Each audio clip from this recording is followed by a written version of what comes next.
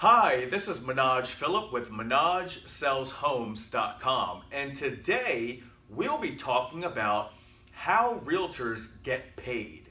There are lots of misconceptions about how we as realtors get paid, and so let's go through them. Do we get paid a salary?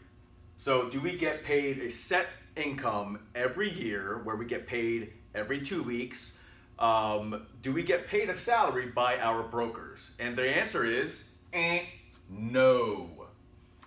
Do we get paid hourly? Meaning, do our brokers pay us for the hours that we work on a deal? Or do our clients pay us for the hours that we work on a deal? So do our clients or our brokers pay us per hour? The answer is no. Do we get paid a draw? Meaning, do our brokers pay us every month to help us pay for our living expenses, and when we close a deal, we pay that money back? The answer is no. Do we get a base salary plus commission? So do we get paid, let's say, $25 or $45 or $50,000 base plus commission on every deal that we close? The answer is, you guessed it, no. So how do we get paid as realtors? Well, you guessed it. We get paid commission only, meaning we only get paid if and when a property or a home goes to closing, meaning all the processes are completed and the buyer and seller meet at the closing table, they sign their respective paperwork, and the deal is officially closed. Then and only then do we as realtors get paid, okay? So that means all of these activities and more are completely free because we only get paid when the deal goes to closing.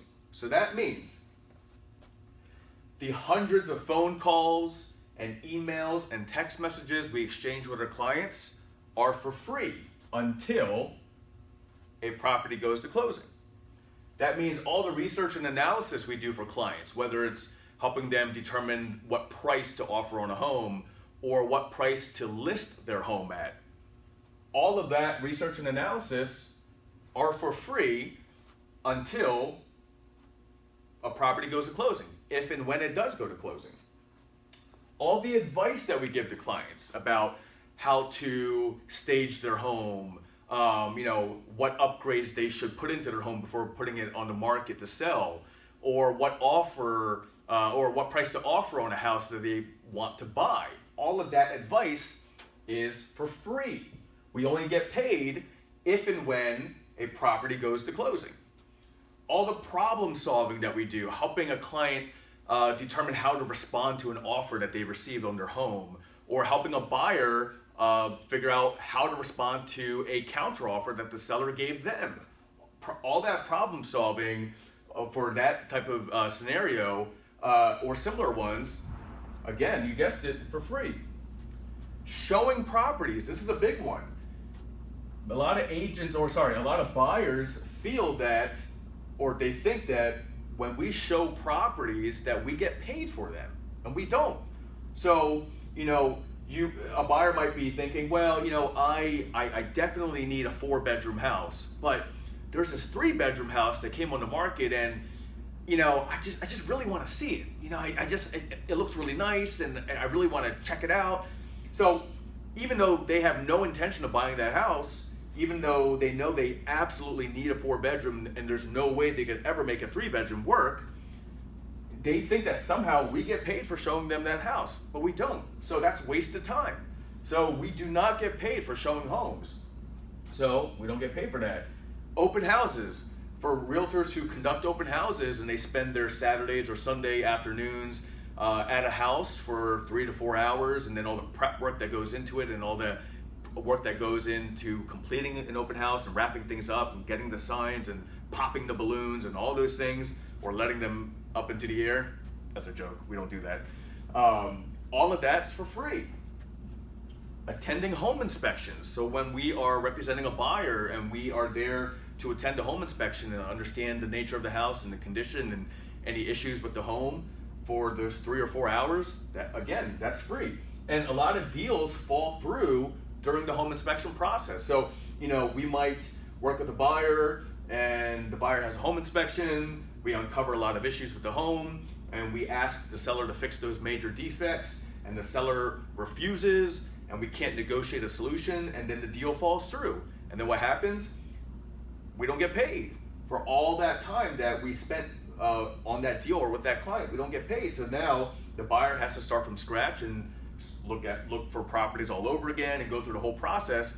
And sometimes a lot of buyers, they get irritated by that, and they say, what, we don't want to buy a house anymore. We're going to wait until next year. We're going to renew our lease and buy a house next year. So that means all the time we spent with that buyer is for free. We didn't get paid at all for that because that buyer never ended up buying a house. Okay?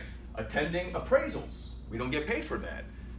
When we meet the appraiser at the house on behalf of our sellers to justify the price that we are under contract for, again, that's time that we are investing, hoping that the deal goes to closing.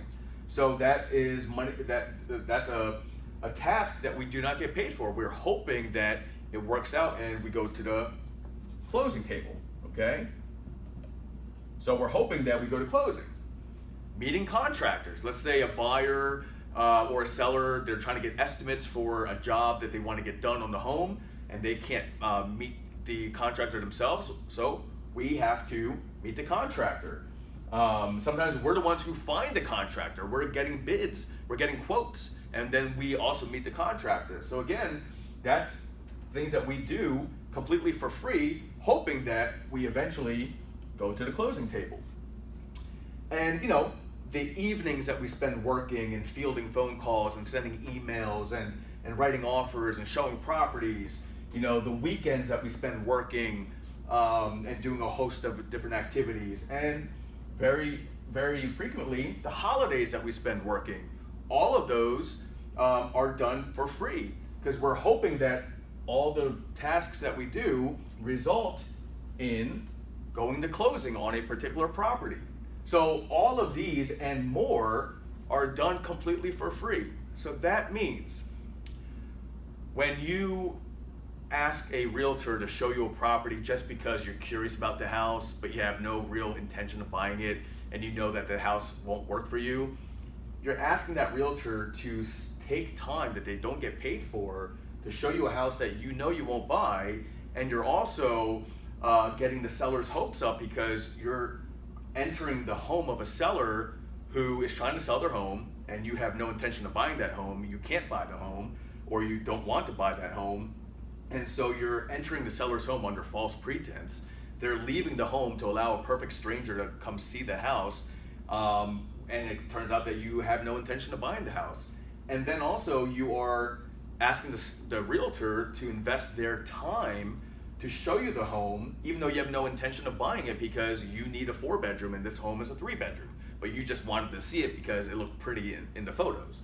So all of these types of tasks are done by realtors because we are hoping to get paid when the deal goes to closing. So we have to gauge the risk level and make some decisions and say, well, what clients and what properties show the most promise of going to closing, and let's invest our time strategically because we only have 24 hours in a day.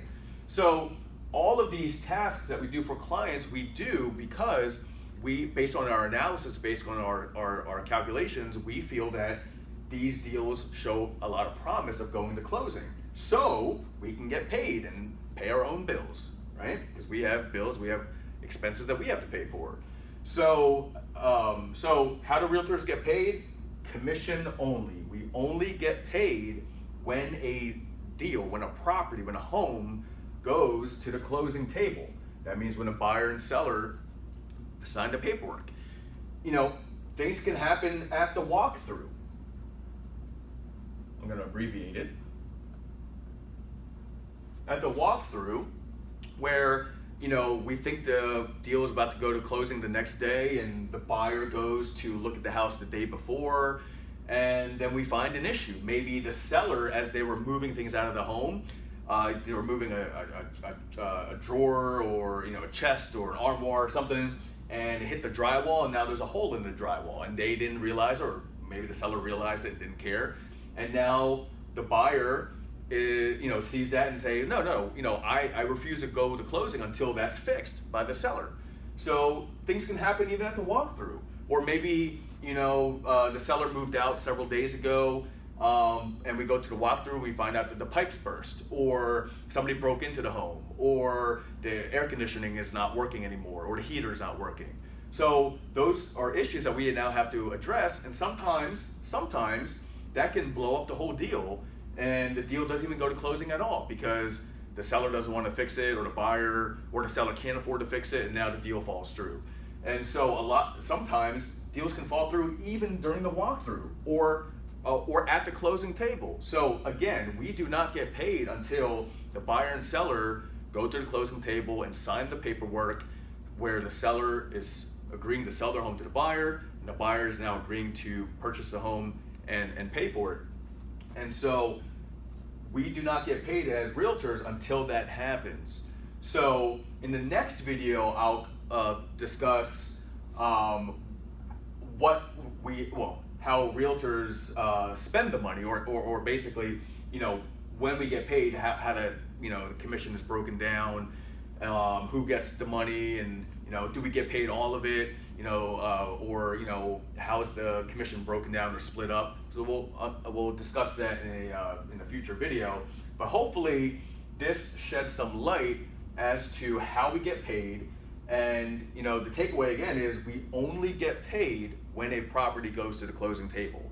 Everything that we do up until that point is completely for free. We are doing it in hopes that the client buys the home, or the seller decides to sell the home. So if a seller does all this work, or if a realtor does all this work for a seller and helps them determine the price, and they help them with staging or design ideas, they help them declutter, they refer them to painters and decluttering specialists and all that, and then that seller at the last minute decides to hire a different realtor to save a few bucks. Well, that realtor, the first realtor, doesn't get paid for that, all that work that they did. And now the other realtor is capitalizing on all the groundwork that the first realtor laid.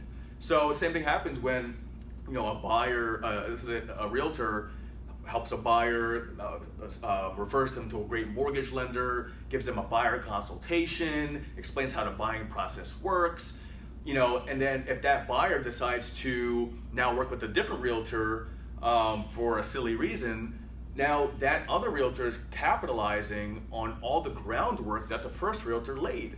So all the other realtor did all the hard work, but the new realtor, gets the easy job of just showing a couple properties and taking it, to the end zone.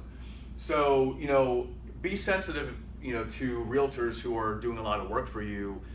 Try your best to honor their sacrifice and their work that they're putting in to serve you and to help you.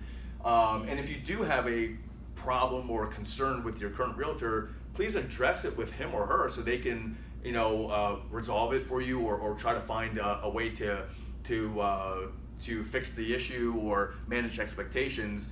But don't just drop them like a hat and go hire someone else, because all that work that they did for you is now for free and they didn't get any compensation. And now the new realtor will capitalize on all that groundwork and hard work that first realtor laid down for you.